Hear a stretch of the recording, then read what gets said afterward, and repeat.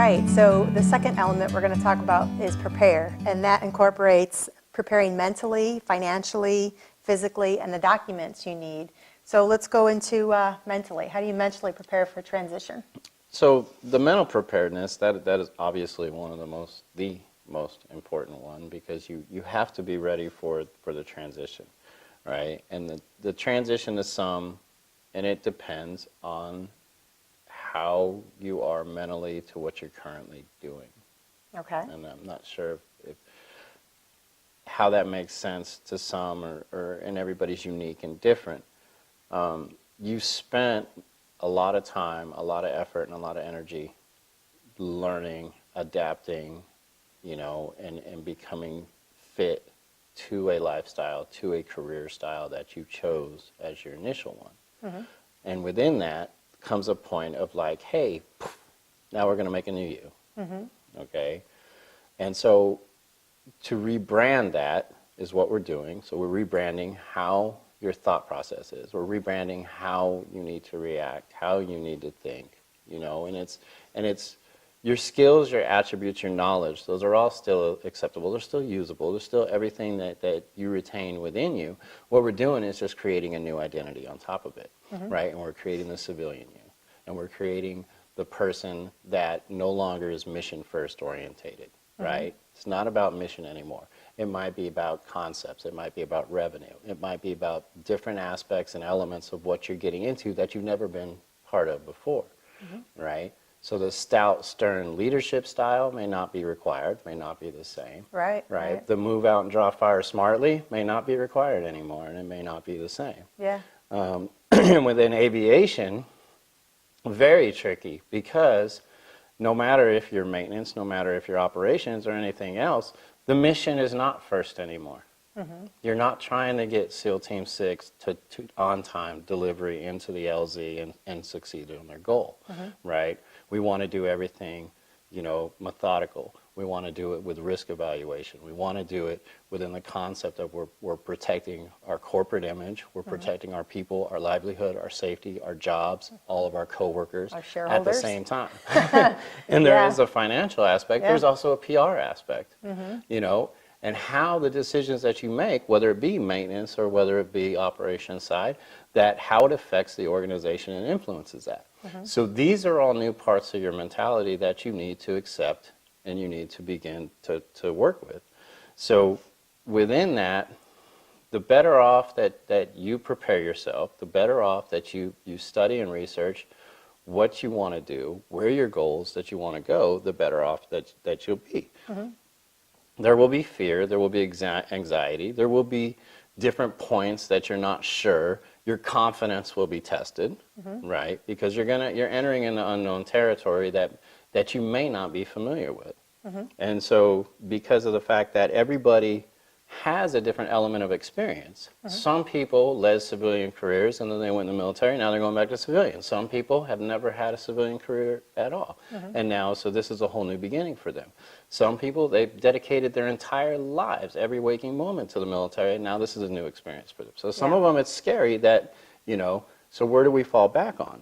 Well, how we prepare ourselves, how we begin to lay out what we want to do. How do we want to achieve our goals? How do we want to become what we want as our final outcome? Right? Mm-hmm. So the more you're prepared, the less obstacles have an influence in how it's going to affect you. Mm-hmm. Right? And so that's pretty much the mental aspect. Okay. So financially, how can you financially really prepare yourself to transition out of the military? So the financial tools are going to be different, obviously, from every person, every aspect. Mm-hmm. And that's a hard one to nail down because you have such a wide range of what everybody's financial comfortability is, mm-hmm. right? And this is no different really between the military and the civilian aspect. The financial guidance of how you want to accomplish everything, what is a security blanket for you mm-hmm. financially? Mm-hmm. So like $1,000 in savings at least, or whatever you're comfortable with, emergency money. And exactly, and that would be a beginning. And so your financial tools, and there's certain elements out there, certain people that have different ways to success. Dave Ramsey being one of them, whether you like him or not, has a way to achieve your financial goals that you may intend on. But ensuring that you have the financial capabilities to support your lifestyle for the time being that you may be in transition is really important. Taking a 50% pay cut, which is what it is, everybody loves to look at the positive aspect. I'm going to have 50% of my pay when I retire. I'm going to have disability when I retire. So we all know how quickly the VA money kicks in. Everything that you have to deal with when, Uncle Sugar owes you money. It's a different aspect. When you owe them, they want it now. When they owe you, hey, we'll get to it one day. Yeah, or you may not even be retiring. You may just be separating. I know I didn't retire. I just separated, and there is nothing. There's nothing. There's no disability. There's no, not for me anyway. So that's the whole aspect of the financial. And like I said, it affects everybody. I'm not a financial expert in any means. I'm not a financial advisor in any means. But I can help and point and guide people to where they need to go. I will assist in that aspect. It's one of those things that also, to be financially ready, is what money you may have to expend for your new career. So mechanics, for example, may have to spend it on tools. Yes. You may have to buy equipment or supplies or training or any certifications or anything else that you may. So these are all additional expenditures that are not part of, like, oh man, I thought I was just getting out of the military, I'm going to go do this. Everything comes at a cost. And time equals money. And so the more you are prepared, the less stress we're going to have, and that's part of that preparedness. So it's if I have all my ducks in a row, if I know that I can sit there and break it all down to where it's going to be the less stress, right? And again, to stay away from that panic button. Right. To back off of where we want to be, that I'm okay and I'm comfortable. I'll be able to succeed. And that's number one. I mean, if you're financially not secure, that's where the stress and then the doubt and the fears that I do the right thing, because now you're not really sure about the direction to go in. So, that's a huge aspect. I know my experience with Dave Ramsey, what I like about Dave Ramsey is, sometimes there's local churches that offer it, but also there's an online Dave Ramsey too. And if it's something you want to be in a group setting, for some people, they love it, other people don't. But you can do that online. But of course, there are like apps and that sort of thing. But, to really create that, eggs nest. And so you have, that, so you're not stressed out. So, but physically, are we on that? Are we wrapped up with financially? Yeah, and then financial aspect. Like I said, everybody is unique and everybody's different. Everybody's at different levels. And so you have to pretty much know where you want to be. Are you okay? Are you comfortable? So in other words, to look at it right now, in the immediate point, can you live off of 50% of your income if Most you're people retiring? can't, yeah. So I mean, that's one aspect you need to look at. Right. Everybody wants to be able to say that yes, they can, and so to set yourself up to be there, and even if you are not even close to transition, then that's something that everybody should be working on and focusing on anyway, is there, like you said, the financial aspect is huge on your mental aspect, on your family aspect, on your stressors, on everything that correlates to it, and a lot of it begins with financial stress. So it makes your life a lot easier anyway, hands down. Yeah. So. Well, let's talk about the physical aspect of it. How do you physically prepare? So in the physical preparedness, and it's not like, oh, I need to go do anything differently, and really it's a simplistic element, and what it is that majority of the people in the military are working 12 plus hour shifts, 5 days a week minimum. You're utilizing a significant amount of energy. And so within that, you've grown accustomed all the way from day one that your calorie intake has been a lot higher. Your adaptability of being able to consume more because you're utilizing more of the food and nutrition that you need. What happens to a lot of people is when they get out immediately, and they don't see it until begins to happen. They don't see it until it takes a physical appearance shape on them that they recognize, and they're like, "Oh man, what happened?" You know, and Where did so this 20 pounds come where, from? where did it come from? Yeah. Right? And everybody looks at it. You know, and people there's memes, there's jokes, there's all kinds of stuff about it. But it's the physical aspect of the transition is, you know, maintain your fitness as long as you can. You know, and it's not like, oh, you have to sit there and you know, get crazy over it. It's just a matter of kind of like the, you know, watching what you eat and everything else. And your physical health, you know, it directly reflects to your mental health. It directly reflects to your stress levels, to everything else. And especially being in the aviation industry, and especially if anybody is considering, you know, overseas contracting or any aspect of that. Oh, yeah, yeah. You've got all the different elements. I mean, if you thought that the physical requirements for getting in the military to begin with when you were 18, 19, or 22 years old were anything, now, you know, you're doing it 20 years, 30 years later and trying to get overseas with a higher standard of what that health element needs to be. And that is probably the number one kicker of disqualifying people for positions. And when it comes down to health and everything else, and even, you know, on the operations side, when you look at pilots, that medical certificate is your certificate for income. Yeah. You know, so it is, their physical aspect is something that they have to maintain. Yeah. And even so, you know, the fact that personally, you know, there isn't a pilot that I don't think would not want to be physically qualified to operate an aircraft, you know, and I don't think anybody would want to get in that situation. So you know, preventing that is probably the best medicine that they can do. Yeah. So when you transition, don't stop working out at first thing in the morning, right? Don't stop your PT schedule. Yeah, You yeah. know, you can lessen it, and it's cool. You know, like, oh, let's go for a walk. We don't have to go for a run. We don't need to be in formation. There's no need to get the whole family out there. You don't need your rucksack, and you no. don't need your reflection belt. No, So. it's not. It's one of those things of you can do it at your pace, at your time. It's just keeping in mind so that you're not like at the point where you're 60 pounds later going, what happened? Right. You know. Right. Yeah. Catch it at the 10-pound point. Yeah. You know, weigh and yourself it's a lot daily. easier. Yeah. Yeah. Yeah. You know, and if you need, you know, I know health coaches personally that can help people, so it's fine. We can sit there and guide anybody to anything that they need in any moment, you know. So that's something that's unique. All right. Yeah. So documents. I know this is a big one about preparing.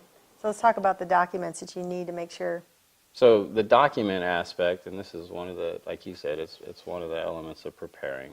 And there's a couple ways that you could do it. Of course, the most important document that anybody transitioning out of the military is going to get is going to be the DD-214. Okay. Right. Some people, it's the pinnacle. That is I want it more than anything I've ever gotten in the world.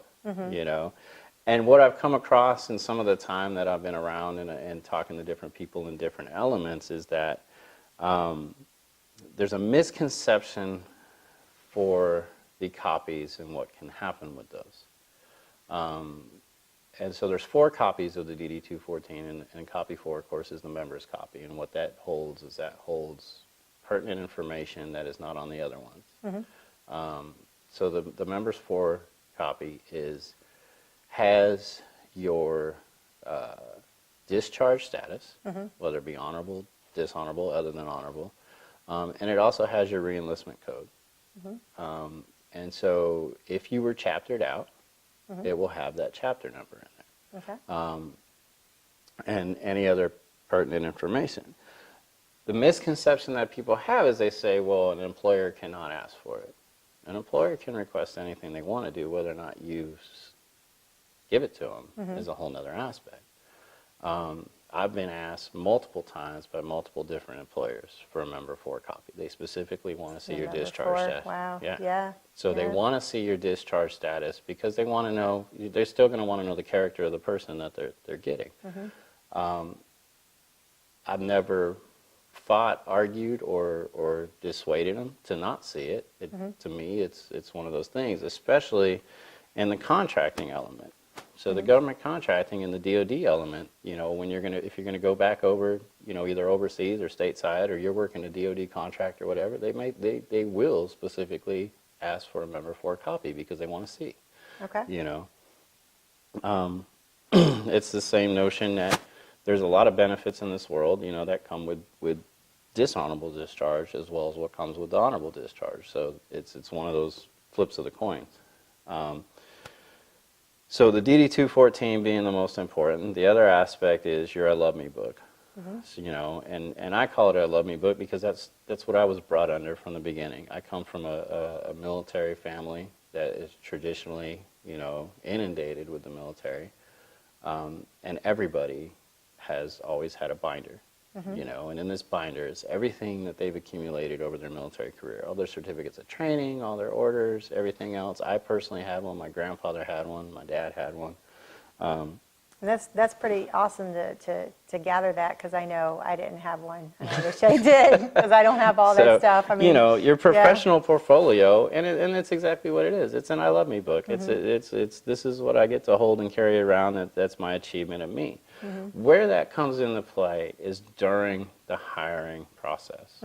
And so when you're doing your indoctrination to an organization or to a company or whatever, I've had everything from they needed certificate training requirements, they've had to have copies of different things, you know, and elements that I have. Now, because this doesn't stop growing with you. It may contain your military side, but it also continues through your civilian side. And even what I include in mine is, you know, I have my marriage license, I have birth certificates, I keep, you know, other pertinent information in there so that when I do show up at an employer's door and begin the process, I have everything document-wise that I need there at any moment, you know. Yeah. And then you have to call me to get that.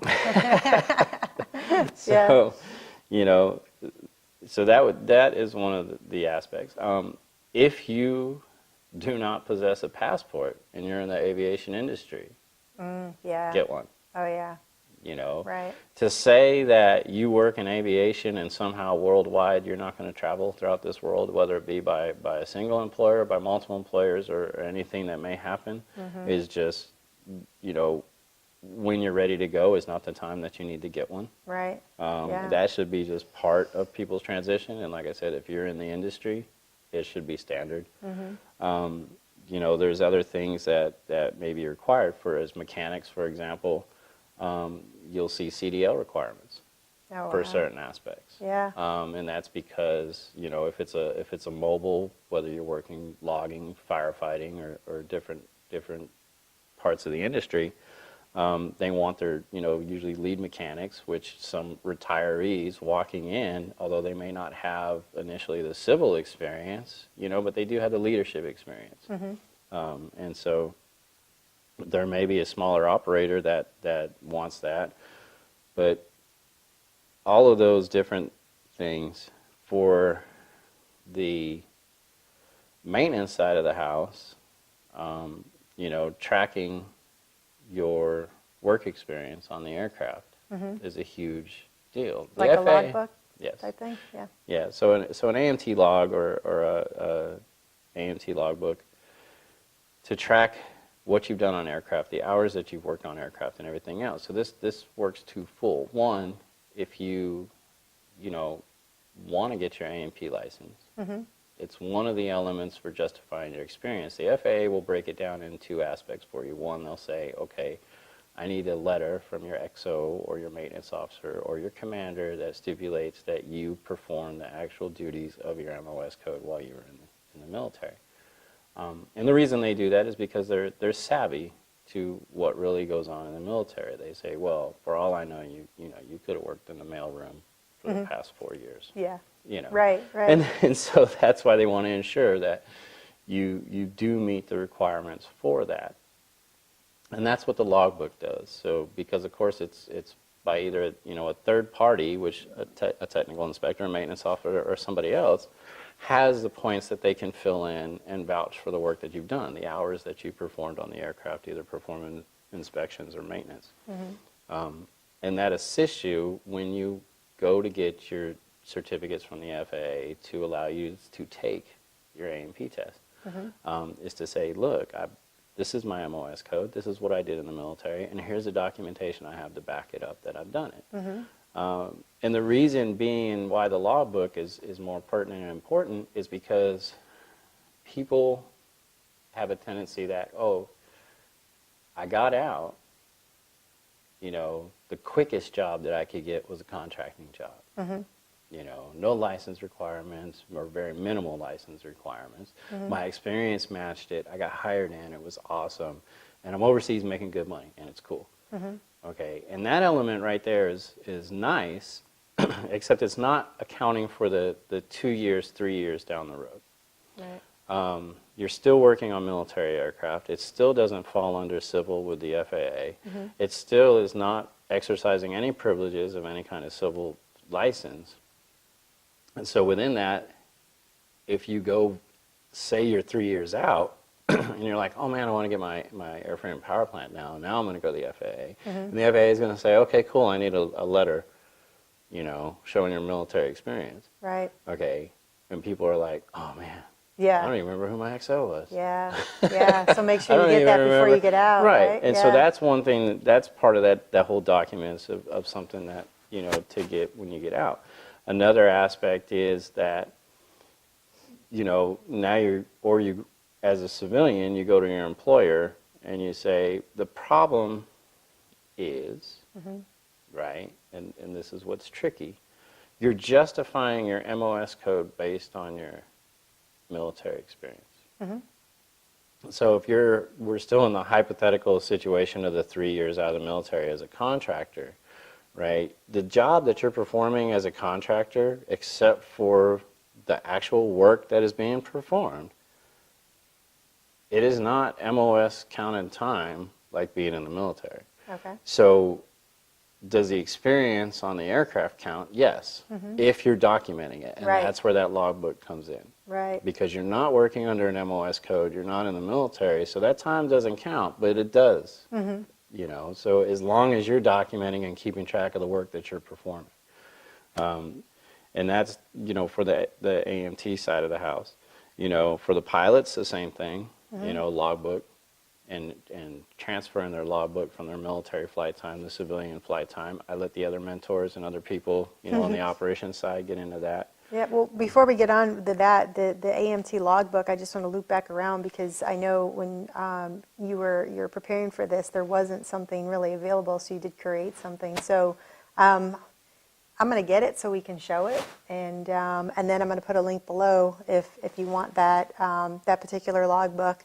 But I'm just going to cut this, grab it, and come back because I forgot to get that. So, all right. So this is the aviation maintenance technician logbook that you created, and we're going to have a link available, but it's also going to be available on your website, avalatus.com, and ISBN is right there as well. So let's just go through this. Let's talk about a little bit of this logbook and you know, kind of like how to use it and what's in it. Right.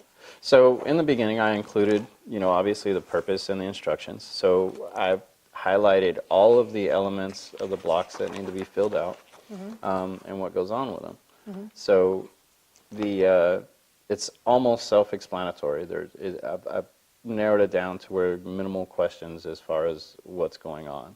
And the cool part about this is all the requirements, right, and in the purpose I put it in there, is that under the FAR parts and under the FAA requirements for documenting your maintenance, I've ensured that everything that the FAA requires is all checked in here, that it's all everything that they want to see or how they want it presented to them.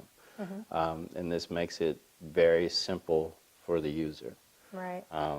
And So that's basically what sets us apart by any other AMT logbook that you can get out there, that this is the FAA, according to their regulations, that's what this will incorporate. right. Right, their standard, right. So then we have the next page. Let's talk about that a little bit. So we just have this information right here.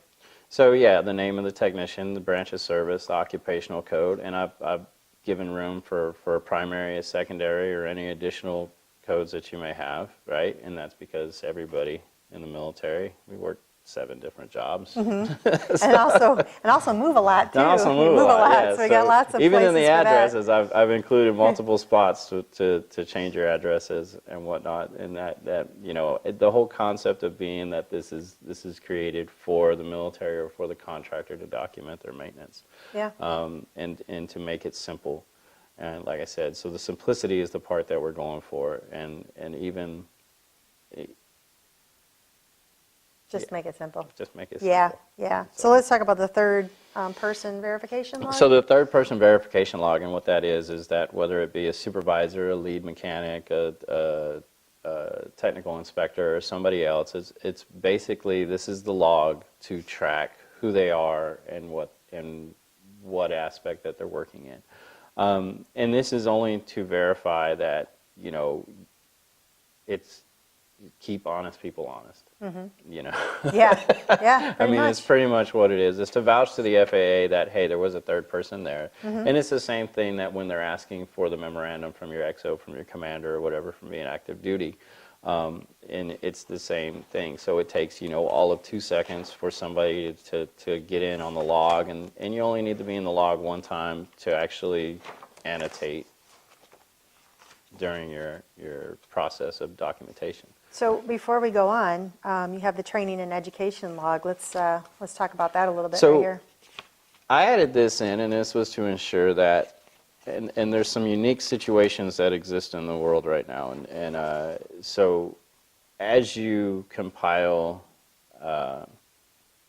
either on-the-job training, as far as manufacturer's training, as far as system requirement trainings, model differences trainings, general familiarization trainings. Yes, majority of those will come with training certificates and everything else, but this allows it that you can sit there and have one consolidated location of where you can put it all.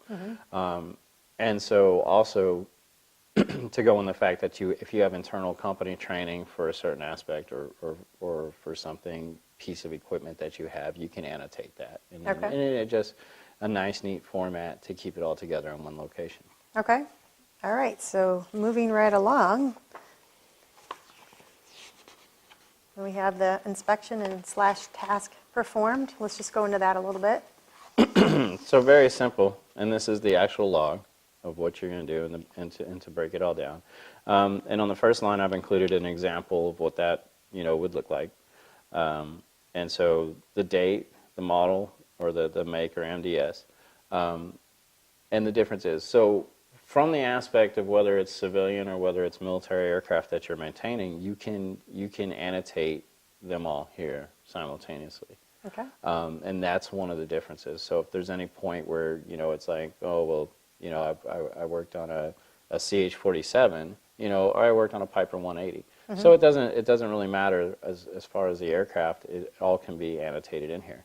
And so I've done the difference between the various airframes of how to enter the makes and models, how to enter their total times, right? And even broke it down into whether it be airframe or power plant, and then the engine total time if needed, and then the ATA or system inspection. So ATA code, which would be unfamiliar to a lot of people with military experience, unless they've worked a little bit in the civil aspect, is the Airline Transport Association's 100-digit code for systems. In the back, we have the ATA code, so let's talk about that a little bit.